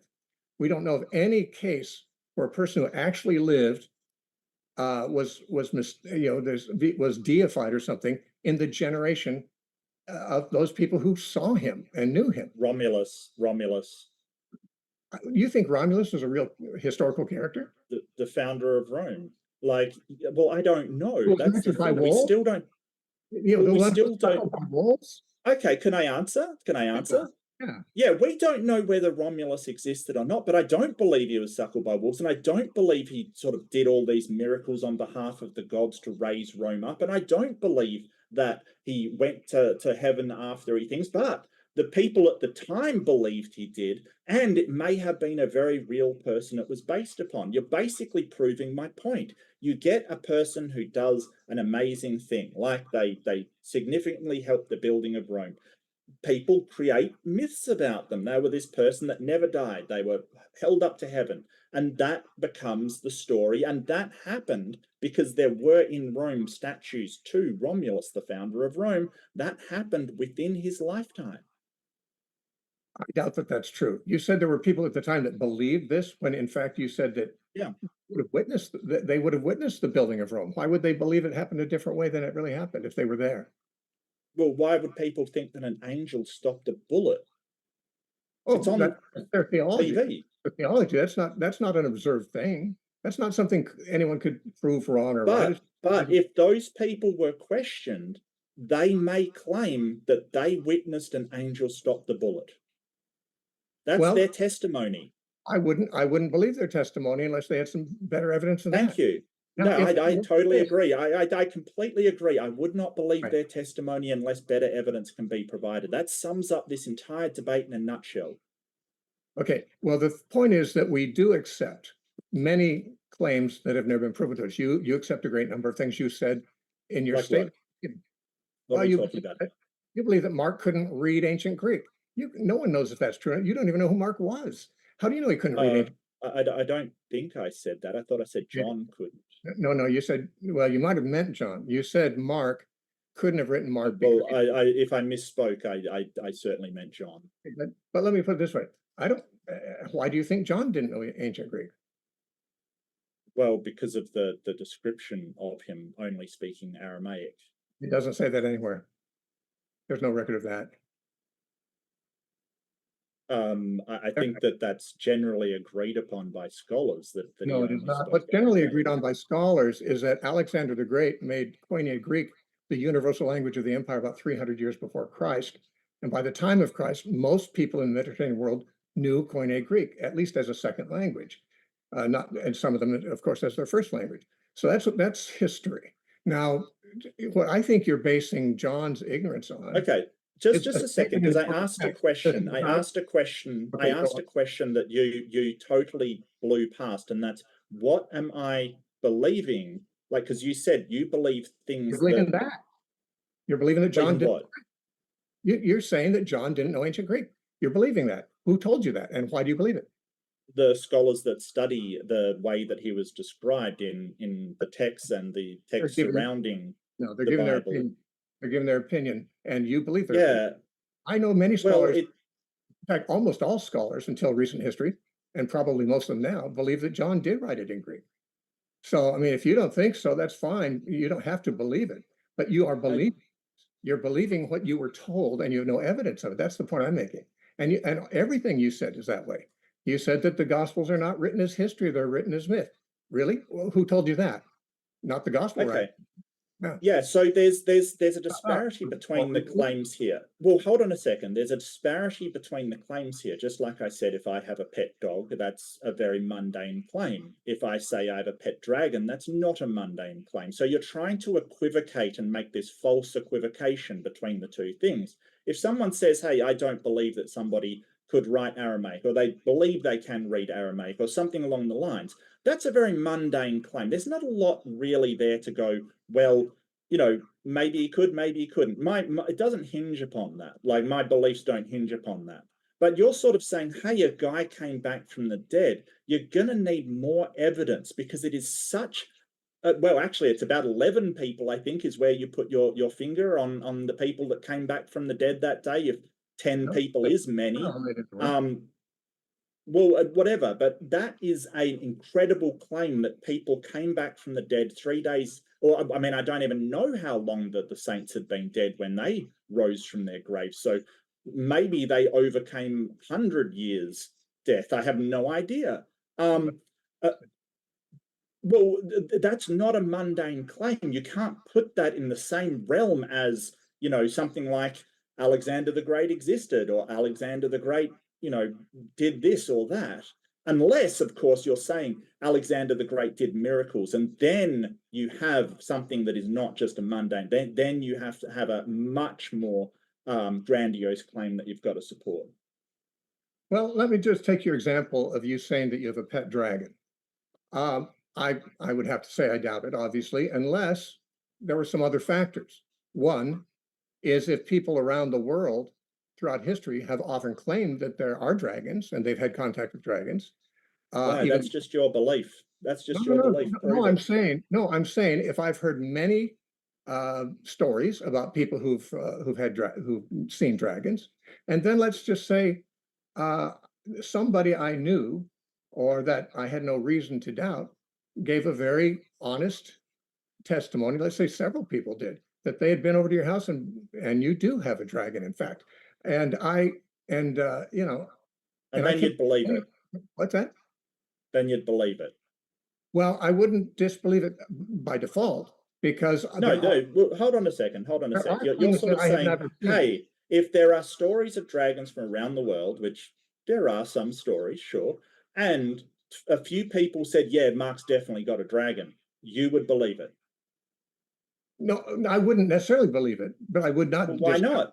Why not? I've got testimonial evidence. I've got, if they wrote it down, would that be more believable for you? I guess I would remain undecided because I can't think of how it would impact my life. You Yeah, see, but it's funny, you won't remain undecided about this. You're absolutely convinced that this did occur, which is yeah. weird, because so the problem is intellectual consistency. You hear stories from other religions, immediately discount, but this one you give credence to, and sort of all of the problems surrounding it, you'll brush away and overcome it, because it is your religion. And it's interesting in the opening that you sort of said, well, I have an ideology, which, I mean, I suppose roughly secular humanism is an ideology, but I'm not in a religion. It doesn't really matter to me whether Jesus rose from the dead or didn't rise from the dead. It just, I don't believe it because there's no evidence for it. Well, Christianity, we could say, is a faith that I have, to be sure. I'm not a religious person. I don't belong to any Sure, religion. sure. But I'm just I mean, when I was younger, I was in a religious system and I abandoned it. And instead, I just went looking for the truth. And I've studied, the evidence that convinces me that Jesus is historically true and that his resurrection is the only sensible answer to the question that I raised earlier: is how did these things, why do these things exist as they do? Every other suggestion, and many can be made, doesn't have any evidence either. But this has some. This has some evidence because we know that the people, well, you might say we don't know this, but we have historical records that we have no reason to doubt that the people who were with him and followed him and say they saw him raised from the dead, that they died for their testimony and that they were competent to answer whether that happened or not because they saw him afterwards and so forth.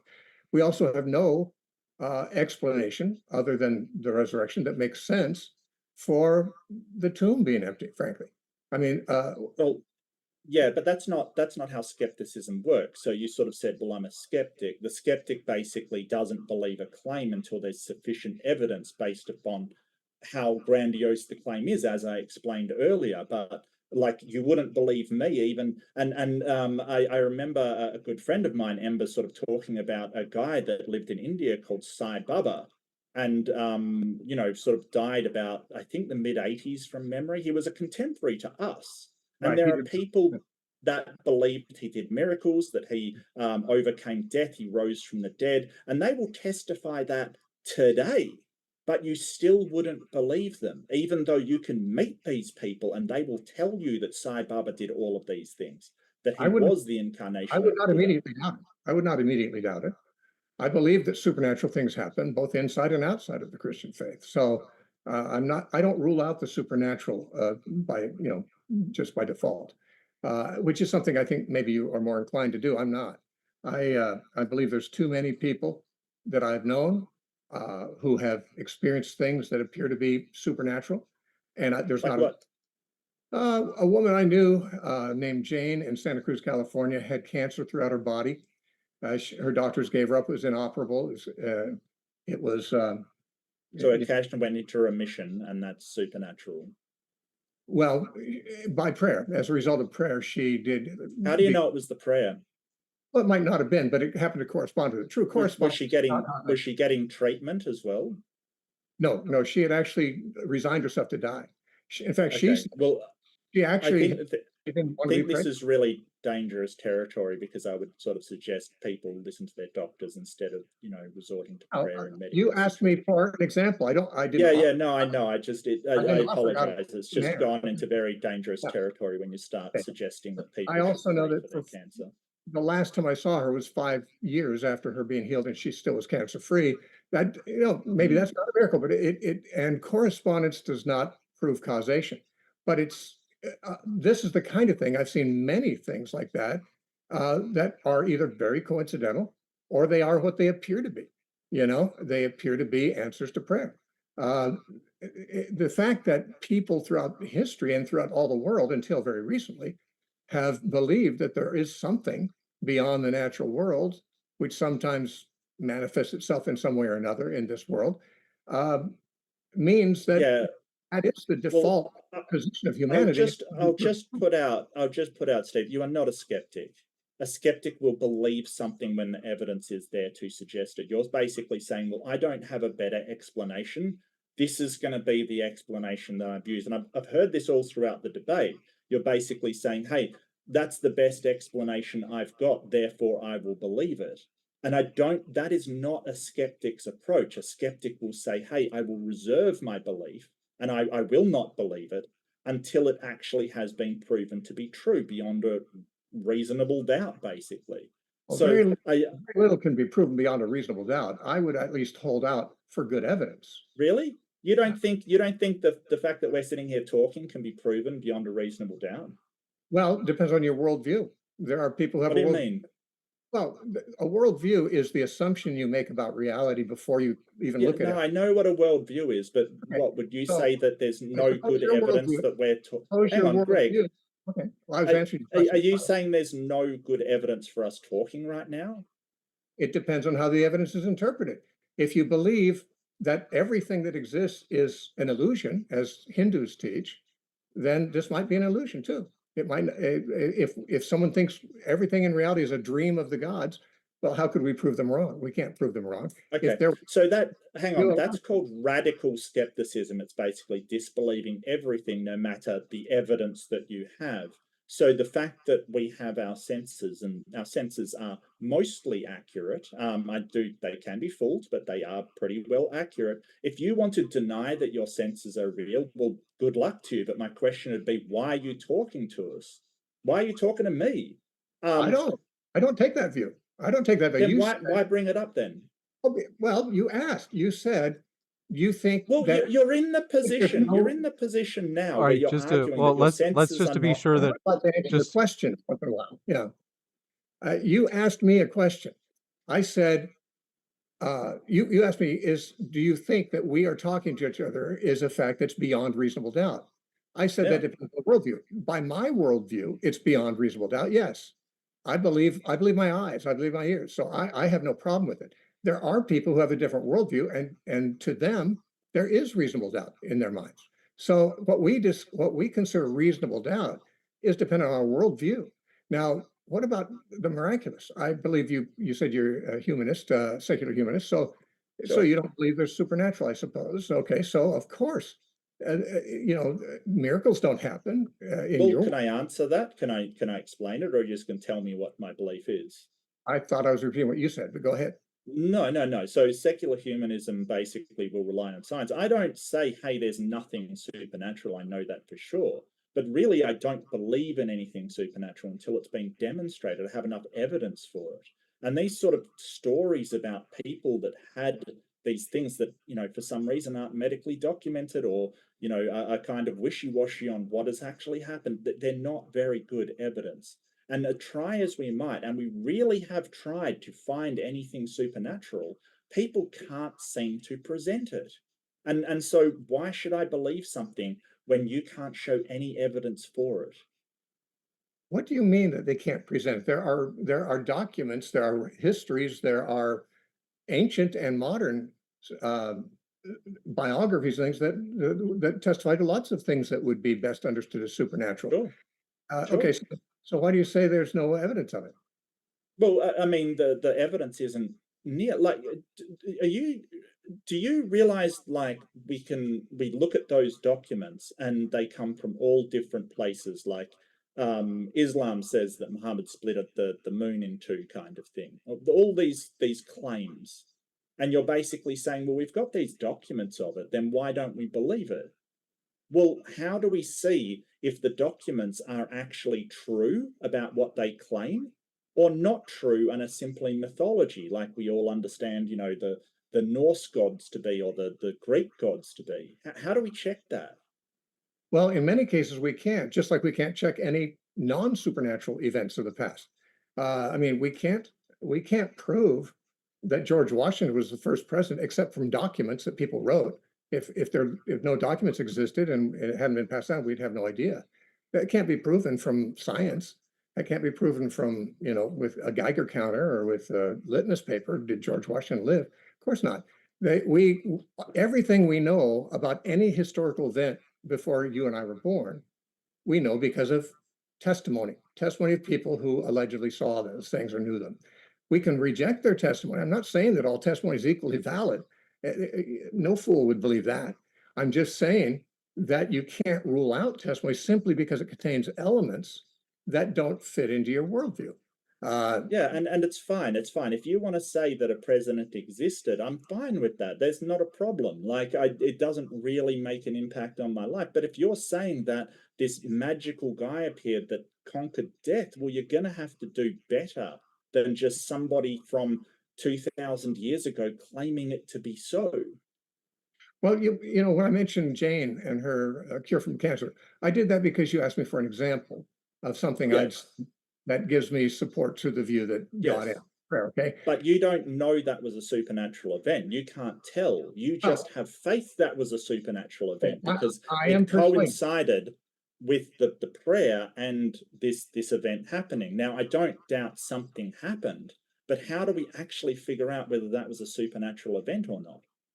We may not be able to, but there are many things that appear to be supernatural that would be expected in my worldview that I have experienced, and therefore I have no reason to doubt them. In fact, I believe them completely. I don't believe every claim that people make of supernatural things, of course, but I do have some experience. Now, I don't expect you to believe my experience because you just said, just because someone says something happened doesn't mean it. Right, right. I'm not saying this in order to convince you that this was No, supernatural. no, I know, I I'm, know. I just I'm wanted to simply know telling where you your I have bar my was. reasons. I'm saying I have my Yeah, reasons, yeah. and they're not irrational. you know? Yeah, so I just wanted to know where your bar was for saying, okay, you say these things are supernatural. How do you evaluate what is supernatural as opposed to like a coincidence or a very rare thing happening that would happen, very, very improbably? And it seems that your bar is basically non-existent. You just, if you see it as a miracle, you can't check it, you can't investigate it, you can't actually see if it's a miracle. You just say, hey, that's supernatural, and believe it without, and this is what a skeptic would do. They would say, okay, what is the evidence I have? How do I investigate whether this event was supernatural or whether it was just a coincidence or a story from somebody else? And it doesn't seem like you've got any criteria for showing what is supernatural as opposed to a huge coincidence. Well, true, but I'm sure you've ordered from Amazon before. I have, or from eBay. Sure. Okay, so I've never met anybody who works at Amazon or eBay, and yet I bought things from them. And what happens is they promise that if I send them this payment, they will send me this product. I've done this very many times, and invariably it's always happened. Now, I don't know who those people are, but you couldn't convince me that those products coming to me was unrelated to my having sent the payment. I believe that if I pray and something happens that's inexplicable, and it happens numerous times, maybe hundreds of times in my life, uh, you know, I don't think I'm irrational thinking, okay, there's a relationship between the request and the product, or as it were. Do you pray a lot? Do you pray a lot? Yeah. Are your prayers not answered? Do you pray and nothing comes about? Well, the Bible doesn't say all prayers will be answered. I believe in the No, Bible. no, no, no. It's a question. So I Do have you some prayers. pray and nothing There are prayers, happens? there are prayers that I've had that did not happen. Okay, But so basically, no, but hold on a second, because you've brought up this Amazon thing. It would be like me sending money to Amazon. Sometimes I get the product, sometimes I don't, and I decide they're correlated because the times where I send the money, eventually a product will come to me. That is what you are doing. well, it's a little It's different called because of this. Let it's me it's called the Texas sharpshooter fallacy. It's you only counting the hits and ignoring the misses. okay, but let's go back to the Amazon thing. If Okay. Amazon wasn't promising to send the products, but they said that there will be times when they see fit that they will send a product if you send the payment. Well, that's a strange Why would you business. send a payment then? Yeah, Yeah, why would you well, send a most payment? people would not. Most people would not, of course, Yeah, no, of course not. unless getting the That would product. that would be a fool's errand. Really, it's just up to their Yeah, but whim whether you actually get what you want or not. So right. that's Point the, I'm the, the making. point. The point I'm Why pray making if they're basically saying, we're not sounds like sometimes it'll work. looking for an explanation of my thinking, but you don't want me to hear it. You don't want to hear it. Okay. Oh, okay. What I would say is this: it'd be a very bizarre business model to be sure, but if Hmm. under those circumstances, I did send money and I did get the product I ordered, I would say there's a correlation there. I might say I'm not sure why these other times I didn't get a product, but I'm not going to say this is a coincidence that I got the very thing I ordered for the exact price I paid. Okay, when it comes to prayer, it's far more complex than most people think. So Because, let me ask you a question. Let me ask you a question. Do you think good things happen to you and you don't even pray for them? yes, yeah, the Bible says God knows what we have need for before we ask. Okay, so the more apt analogy is that you get things from Amazon, sometimes out of the blue with no input from you. Sometimes things just come, and sometimes you order them and the thing that you want comes. And you're basically going through life saying, well, that means that this company, the ordering of it is what's causing it, when in reality, good things come even when you don't order it. So it is not the order that is making the things come because things are coming anyway. The difference with prayer is that prayer is a relationship between a child and a father, not a business. So let's change the analogy just this much. That the The person I'm analogy is sort of nonsensical at this point. okay, so let's make it not nonsensical. Let's change the analogy that my dad is overseas and I don't see him personally, but he sends me money from time to time. Okay. He makes sure I'm taken care of. But there's something special I'd like that he isn't sending me without being asked. And so I send a request for it. And he does. Mhm. Okay. Now that would, Or not. Huh? or not? Or not, exactly. And if he does not, I would assume that he's either he has his reasons. Maybe he doesn't have the money. Maybe he doesn't think it's a good expense. I leave that with him since he's the donor. I'm not the one who gets to make the demands. If I Yeah, so he just doesn't respond to you, doesn't send anything, just ignores you completely. Well, he never ignores me completely because he's Uh, still in support. But the point is, if he doesn't answer a special request of mine, I can assume either that he doesn't care for me or that he has a good reason for not doing it. And if I know my mhm. father to be a good man and a caring father who generally takes care of me very well, I would probably say, yeah, he must have a good reason not to do it in this case. There's no promise that everything I ask will be given to me, but it doesn't mean that asking will never get results. And that when asking does get results, that doesn't confirm that he answered my request. Yeah, so it's the Texas sharpshooter fallacy, which is basically when you're doing something, you count all the hits and you ignore all the misses and say it's being caused by this thing. It's a very we've gone way off topic actually, James. I do apologize, mate. It's probably my fault. Usually is. But yeah, we probably should get back on topic. Or how long did you want to go for? We actually I just remembered, so we have only 2 hours. I wanna be sure I get you guys out of here at a decent time. So we actually probably should jump into the Q&A right now.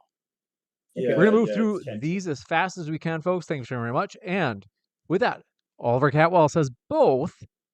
If an omnipotent being not limited to Christ gives definitive proof of existence, does this enslave people to recognition of this being as God, quote unquote, with a lowercase g? I think they mean kind of like just creator, thus Mm. limiting freedom of choice slash opinion. What are your guys' thoughts?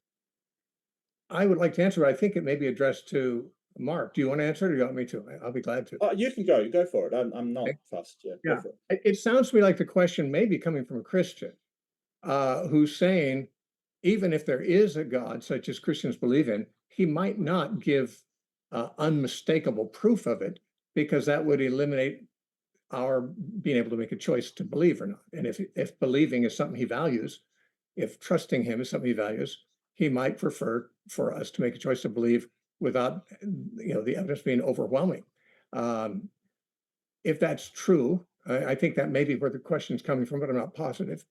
Um, I would say that even if God does show proof of himself, it doesn't overwhelm free will because the miracles of Jesus, in my opinion, were done publicly, and many people who saw them believed, and many who saw them did not.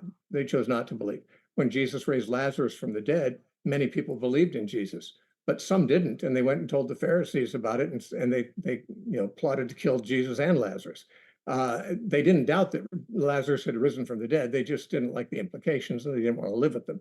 So I would say that God can still make himself known without forcing us to believe, because even once in the Bible it says that God spoke from heaven to Jesus when he was with a crowd with an audible voice. And it says, some said it thundered, and others said an angel spoke to him. So some recognized the words and thought it was an angel. Others just, naturalists, they said, no, it's a natural thing. It thundered. So even if God speaks directly from heaven, a person who wishes to be an unbeliever has the option of saying, no, that was a coincidence. Mhm. I've sometimes asked atheists, what would it take to prove to you that there's a God? Usually they say something like, well, if he just, write his name across the sky, I'd believe it. I don't think they would. I think they'd find some natural explanation for that. Uh, you know, they'd say, well, if he appeared right here before me right now, I'd believe him. Most of them would not. Most of them would say, no, that's got to be a hallucination or that's a trick is being played on me. I don't wanna The rush you people guys. So sorry. It's just that we have so many questions. I've gotta if you're able to Yeah. I any last thought on that, Steve, and then we gotta kick it over to Mark for him to respond as I'll well. take it over to Mark now. I'll let Mark have it. All right. So if God had unmistakable proof for himself, and you presume that he would want to because he wants people to believe, essentially, there has been people he has given this unmistakable proof to, like Saul on Damascus Road kind of thing. And it did not seem to impact their free will. They chose freely to follow him. Well, Satan apparently knows that God exists, knows his omnipotent power, and doesn't follow him. So I'd see no reason why humans wouldn't have a choice whether they do want to worship this being or not, even if they do know that he exists. The better question is, why doesn't an omnipotent God who can do, it would be trivial to let everybody know he exists and wants them to know he exists, do this because he's done it for other people and it would be absolutely trivial for him. Either he doesn't want people to be confident that he exists, or he doesn't have the power to appear to people to convince them. Well, there's a You third got it. option, but I used my time up. Yeah. Trinity Radio, thanks so much, says greetings all. So glad to see Steve Gregg on Modern Day Debate again. That's right, second time here, Steve. My first time hosting you myself. It's been a pleasure to host both of you, Steve and Mark. It's been such a good conversation. It was like the Q&A I wanted, but anyway, thanks for your support, Trinity. And Bond says, Mark, the United States of America is actually a 2,000-year-old empire. These stories about it starting in 1776 are just myth made up to justify a made-up constitution. All we have is hearsay, not evidence. Obviously, I think they're talking about. Yeah, yeah, I think sort of the evidence from this sort of colonial America and say ancient Egypt, for instance, are not on par. I think there's a discrepancy in the sort of recording and the methods used to record history there. So yeah, I no, but I believe you. I believe you. Yeah, 2,000-year-old US.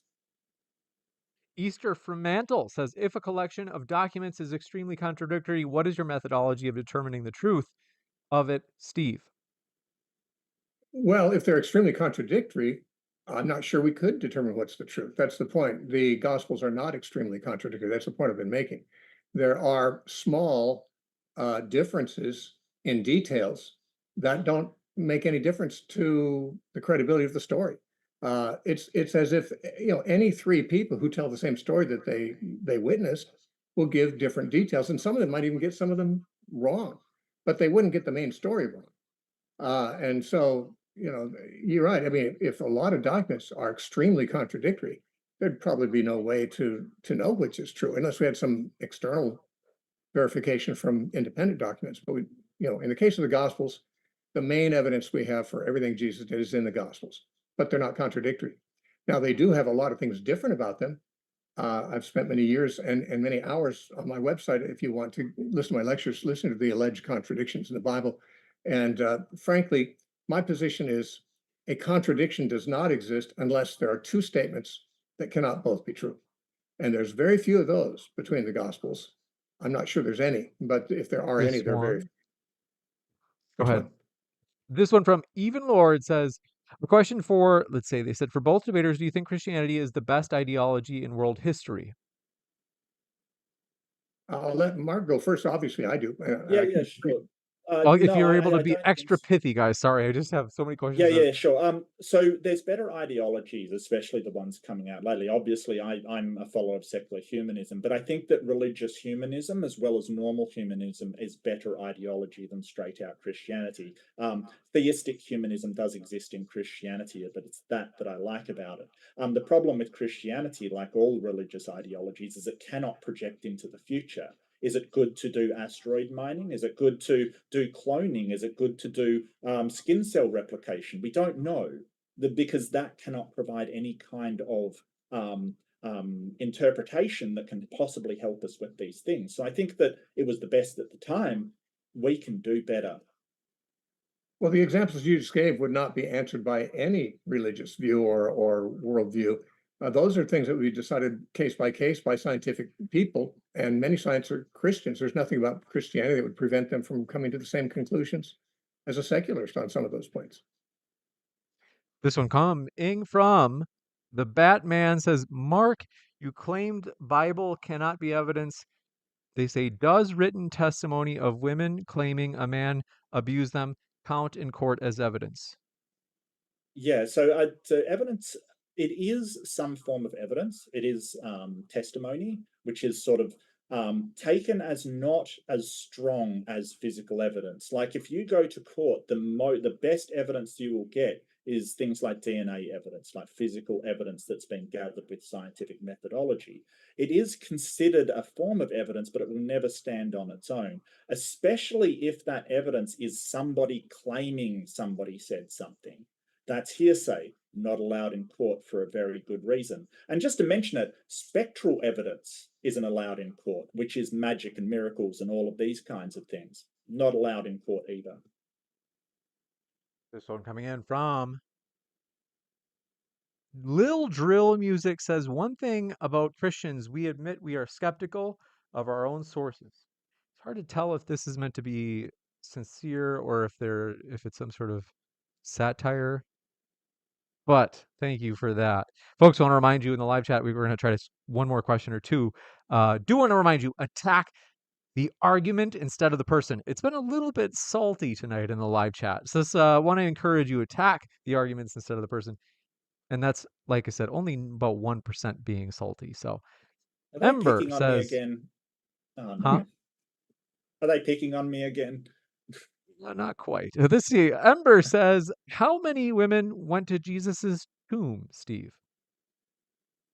We don't know the total number. One of the Gospels names 4 of them and says, and other women's besides them. So there's an unknown number that went. There were quite a few.